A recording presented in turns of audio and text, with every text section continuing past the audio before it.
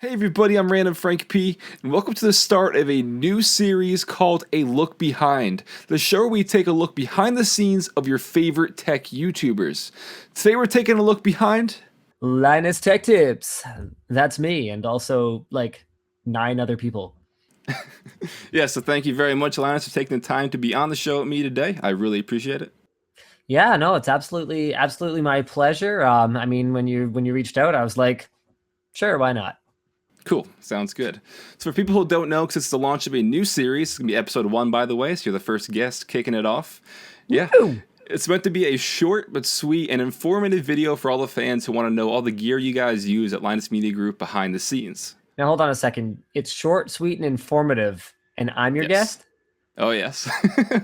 Wow, you're not good at this. Well, listen, I've been watching you for, I would say, for the past 4 years, back when you had like the bleach blonde, slim shady hair, you know? Yeah. Yeah, so it's definitely a good moment for me to have you on. So All right. good Well, yeah, stuff. fire away. I'd love to share anything that we have going on over here. All right, cool. First off, you guys have very good audio quality, and I notice it is wireless. So what kind of audio do you guys use when you're recording those videos? So I've been using since the early days of NCIX Tech Tips. The first thing that we invested in, like a fancy something, was actually a Sennheiser EW110G3. So that's a wireless lavalier pack. So you've got a transmitter and a receiver. It costs somewhere in the neighborhood of, I think, around $500 to $700 US. It is not cheap. And the lav microphone that it comes with is really nothing special. You're going to want a third party one if you want to get really great audio, or you want a really small or water resistant mic, like one of the ones that we have. But I would say that that was a worthwhile investment, because a good piece of audio recording equipment, I mean, just ask anyone who's got, a Sennheiser shotgun microphone from 30 years ago. A good piece of audio Yeah. recording equipment will last you years or even decades before it needs to be replaced. Yeah, definitely. I mean, I'm just using like a basic mic, the AT2020 right now, but I've been looking to upgrade and stuff. And yeah, Sennheiser is definitely great quality stuff. So I agree with that. Next, it's probably one of the things that people overlook the most and often forget about, but it's probably like one of the most important things on videos is the lighting equipment. What do you guys use, and like what's your kind of like setup for lighting? So it's funny that you ask that, because one of the less valuable investments that I've ever made since we started Linus Media Group was a pair of Kino Flow Diva lights, or whatever they call those. We haven't taken them out of their box in about a year, so that should give you some idea how often we use them. The problem we had with them is that while the Kinos do deliver a really consistent light, the color temperature is like just perfect, and blah blah blah blah blah, there's a lot of good things about it. It's just not bright enough a lot of the time for like a studio environment.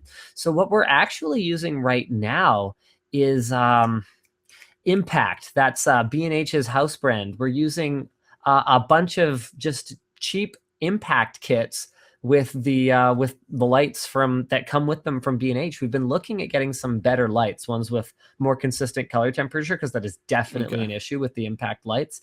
Hmm. But yeah, we've just been using perfectly bog standard cheapo softboxes for the Okay. vast majority of our A-roll lighting for the last couple of years. Now for B-roll, Brandon gets into all kinds of voodoo witchcraft, color changing, Oh yeah, I a can few imagine. I can imagine. LED strips, spotlights with like a hazer going in the background, so you get like these different light pat beams crossing each other. I think he wants to get some like lasers and crap.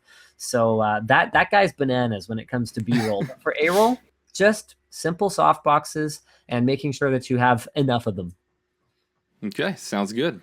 Now, I know you guys had used, I think it was one of the Sony cameras. What kind of Sony camera is it, and what lens do you guys use most often for, like you said, getting your A-roll shots? Ah, yes. Okay, so on our FS700, which is our A cam, the vast majority of the time, that shows we don't drag it around anymore. We did that the first year at CES. Yeah, We actually dragged, actually, I think we did 2 years at CES. We dragged a Sony FS700 around on the floor with us. It was a complete nightmare. yeah. But that is our A cam. It has served us extremely well over the last 2.5 years. We actually have a dedicated video called The Road to 4K on our channel. Yeah, I'm going to pimp my channel, where we talk about how the FS700 has grown with us from a 1080p cam with a 4K sensor that just downsampled and wrote everything to SD cards to the monster that we have now that can record. I believe it can do 60 FPS 4K now. I believe it has that functionality now. So with an external recorder, which we have obtained along the path. As far as lenses go, I'm going to be a complete idiot here and say, yeah, I actually straight up don't know. We have a couple of Sigma lenses that I know the guys really like, some of their more recent ones. And then there's some stupid Tamron one that Brandon's in love with. He has like the giganticest nerd on for it. He actually owns one personally that he used to bring into work to use at work until finally I was like, okay, well, I'll just buy one for us to use here and you can just take that home so that we're not like risking breaking your personal lens every day. Yeah. Now, I noticed at one of the CES videos when Brandon was showing off the mini Ursa, any chances you're possibly going to upgrade to that whenever it comes out? I know he does like the Ursa, but the reality of it is that what upgrade? I mean, sure, we might get a couple more stops of dynamic range, but I mean, with the way YouTube's going to compress your video by the time you actually upload it, who cares?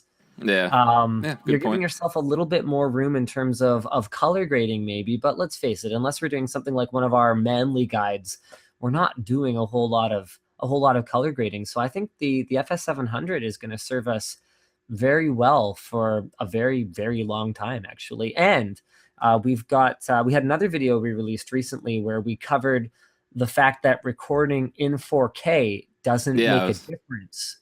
Right, I was going to bring that up in a little bit. Yeah, when you upload to YouTube. So we are actually downgrading some of the steps in our production process right now and working on a new revised workflow, which we're going to have a video about shortly. But I can share some details about that now, though, if you want. Yeah, sure. Go ahead.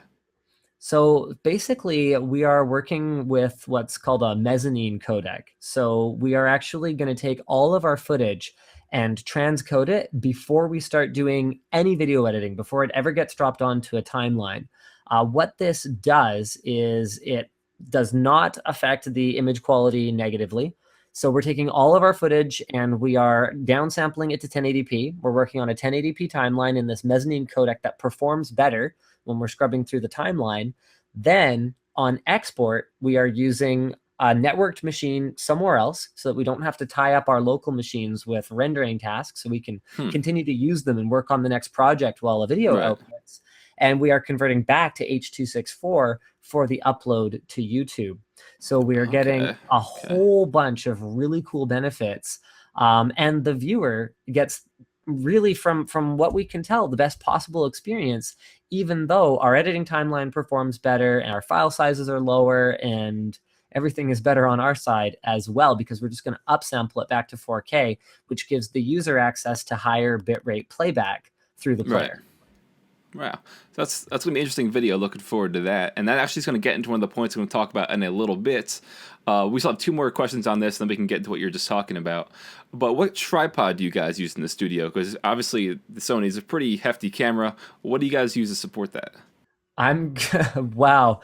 You should have just straight up had Brandon come on the show, because I had no idea you were going to ask me stuff like this. I apologize. What tripod do you have? I have no idea. You just have we have like a Manfrotto or? Yeah. No, it's a Manfrotto. I want to say 509. Is that a real model number? Yeah, the 509 HD. That's the one we have. And so we basically broke our old one from loading it up with the FS700, the counterweight, the external recorder, the lens, the teleprompter. That rig weighed way too much for that old tripod head, and it just is not very good anymore. Yeah, definitely understandable. And the last question. I was just going to say the sticks, I think, are just random tripod feet. And it's generic. Yeah, that's cool. And then what editing software do you guys use? I'd assume like Premiere from Adobe. Yes, so we are an Adobe house. I have the invoices to prove it. We actually spend $400 a month on Creative Cloud. Damn. which is what happens when you have a, Yeah. I think that's it's either 5 or 6 seats that we have for the full suite of Creative Cloud, because depending on who it is, they're going to be dinking around, and almost everyone on my team is going to have to use Photoshop on pretty much a daily basis to take like stock photos and touch them up to be like, whoa, unicorn popping in here, or like, yeah, sailor popping out of here, or whatever's going Yeah. on. We actually have started using Prelude for our new workflow, which I will Okay. explain in much more depth once we make that video, because it needs its own dedicated video. It's actually Yeah. pretty complicated and pretty cool. Ed uses Audition all the time. Burkle and Ed both use After Effects all the time. So yeah, we're an Adobe house, for better or for worse. Sometimes that means Media Encoder crashing all over the place, and sometimes it means smooth sailing. But Yeah. stay the course or something. Now, just gonna get into pretty quickly 3 questions about like the habits of the Linus Media Group, and then it's gonna end with like a few just like personal Linus questions. Sure. So starting off, like it's pretty much what you talked about earlier in the video you put out last week on the 4K versus 60 FPS. So would you prefer like the 4K video image quality over the 60 frames per second? Like, which one do you prefer for the channel? Because I remember even like a while ago on the WAN show, you talked about how you uploaded a video in 60 frames per second, but it was filmed in 30 and no one noticed. Yeah. So the thing about, okay, there's certain things where you can really tell the difference between 30 and 60 FPS. So some of our channel super fun content is filmed and uploaded 60 FPS 1080p, because we have 2 of those cameras, 2 Canon XA20s Mm-hmm. that we use for run and gun. And those puppies they've got like a great zoom lens, they've got great optical image stabilization, and they shoot 60 FPS at a decent bit rate. And so we end up with like pretty darn good footage. And when you're going to play around with slow-mo, shooting at 60 FPS is nice, even if Yeah. you're going to release at 30. And when you have like lots of action, people throwing things around, and you want to capture those moments and be able to see what's happening, 60 FPS is nice.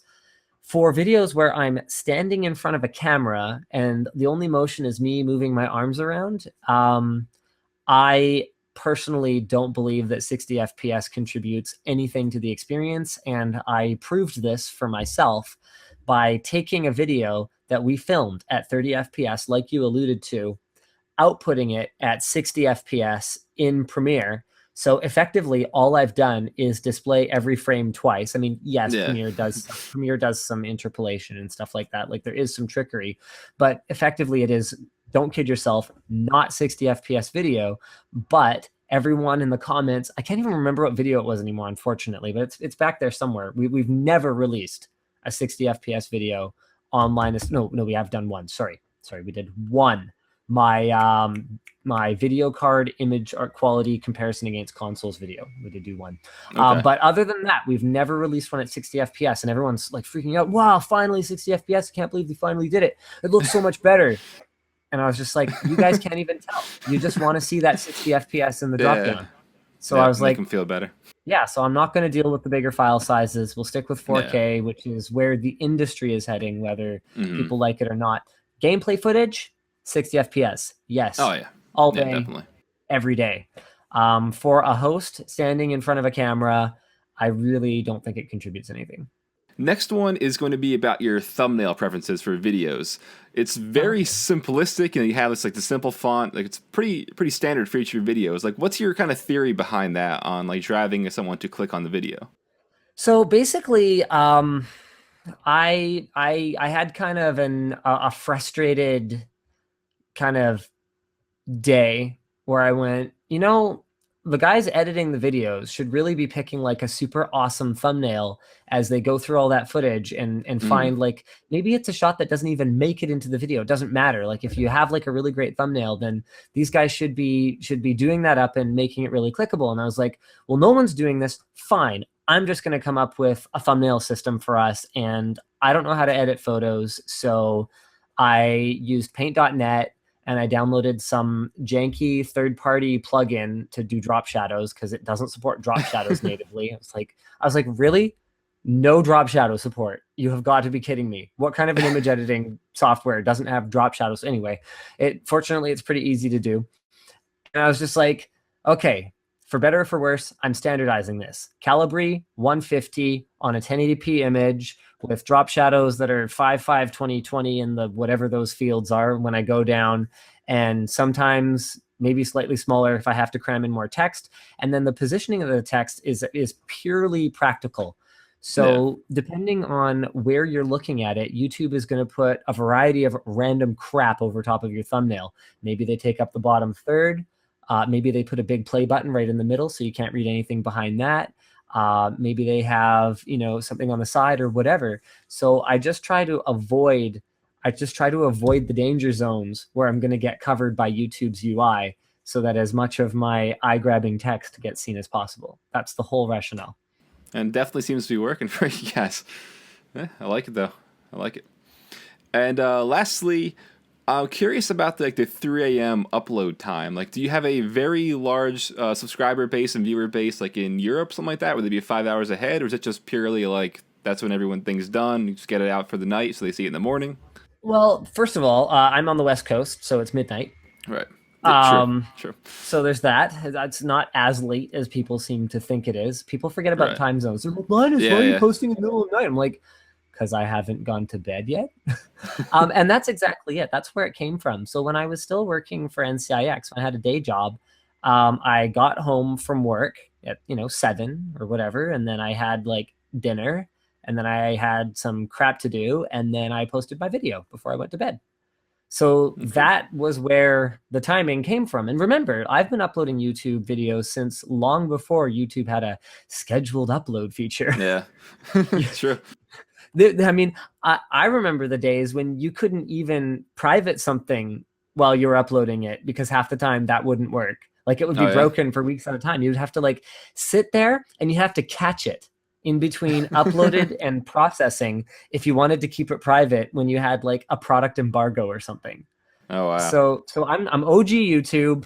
I've always uploaded at 12 midnight. We've actually experimented with other times. One of my guys, Nick, was doing like a detailed analysis of trying posting at different times and looking at the viewer drop off curve for the first 24 hours, and it seemed to just not matter at all.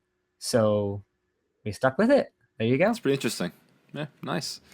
Now we're just getting into 3 questions just about you, about Linus Sebastian. Actually, 5 questions, kind of. Five. Wow. It's got yeah. Favorite band? Favorite band. Wow. Favorite band. I mean, how do you define favorite? Uh, Um, s- Whenever they come on, like you're like, oh, love these guys. Not gonna turn it, like something like that. wow. See, I have a very sort of eclectic sort of taste in music. Like I'll like Okay. one song from Okay. the Yeah. iTunes model works a lot better for me than the old studio album model. But Yeah. if I had to pick an artist where it's like it's kind of hard for me to go wrong, I'd probably go with Bryan Adams. I've seen him Okay. twice in concert. One of my favorites growing up. But I wouldn't call him my favorite. Like Okay. I love the Bare Naked Ladies. Wow, I just picked two Canadian artists. No, really, we do have American media here. Like the Spice Girls. No, they're from Britain anyway. Also, not one of my favorite bands. Next is going to be your favorite movie. My favorite movie. Well, if I said anything other than Star Wars: A New Hope, then Uh, I'd probably be lying. I mean, Princess Bride is right up there. Huge Princess Bride fan. okay. Yeah. I mean, if I had to pick like kind of, one that I've watched a lot of times, but is not nearly as sort of undeniably classic, then Happy Gilmore is Oh definitely yeah. my favorite, one of my Big favorites. Adam Sandler fan. I think my favorite animated film, love animated films. Favorite animated film is probably The Incredibles.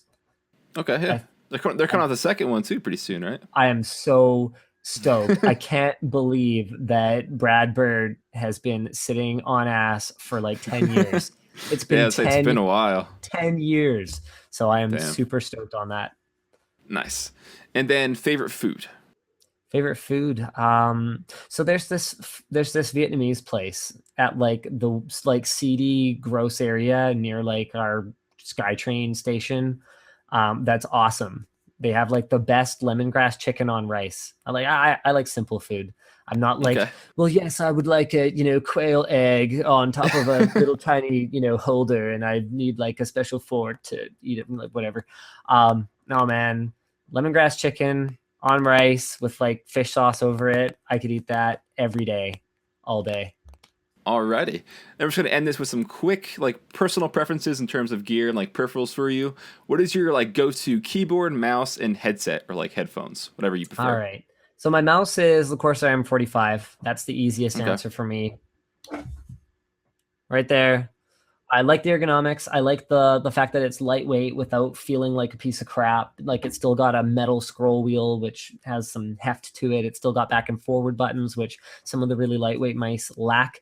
Yeah, it's got a non-accelerating sensor and all that kind of stuff, all that important stuff. Love that mouse. Keyboard, wow, that's a bit of a tougher question these days. Yeah.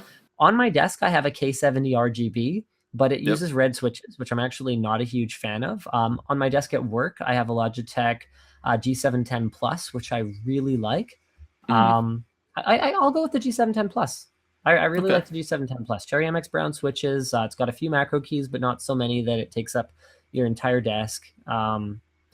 Yeah, and then for headphones, um, well, that's a really complicated question because I tend to be sort of indecisive about them. Oh yeah, That I see that some. is a I see some Bayer Dynamics over there. that Okay. is a pile of headphones. Yeah, Although it is. the one that lives on my stand, uh, those are my HD 600s. yes, very popular So too. Okay. yeah, those are probably the daily drivers, but they're not perfect for everything because they're an open back design. So if I don't want to Mm. be disturbed or I don't want to disturb others, then I have to switch to something else. So yeah, no Alrighty. headsets for me though. Yeah, definitely not. All right, Linus, And it's gonna wrap it up. I want to thank you very much for being on the show. thank you. And hopefully we do this some more in the future with some other YouTubers. And I think it's a great start to kick off the series. Having you on, it's been an honor. With other better YouTubers. Not better, of course not. All right, thank you very much. Alrighty. All right, guys, it's going to do it now for episode 1 of A Look Behind with special guest Linus from LinusTechTips. I hope you all enjoyed and hope you guys had a good time watching the video. If you liked it and you want to see more of these videos in the future, definitely give it a thumbs up and comment down below on some names you want to see on an episode in the future as well. Go on Twitter, tweet at them, be like, hey, Random Frank P's got this cool show. I want to see you on it. And while you're on Twitter, you can always follow me at randomfrankp. I'm always doing channel sneak peeks and little updates and stuff like that. And lastly, if you haven't already, please hit subscribe. If you liked the video, I want to do these more frequently. You're not going to want to miss out on some of the guests in the future. It's going to be hard to top Linus though for the first guest. I've been watching him for years, so this is a good moment for me in my young YouTube career. Hope you guys enjoyed episode 1 of A Look Behind. I'm Random Frank P. Have a good day. Today we're taking a look behind the scenes of... We rehearsed this, right? LinusTechTips. That's me.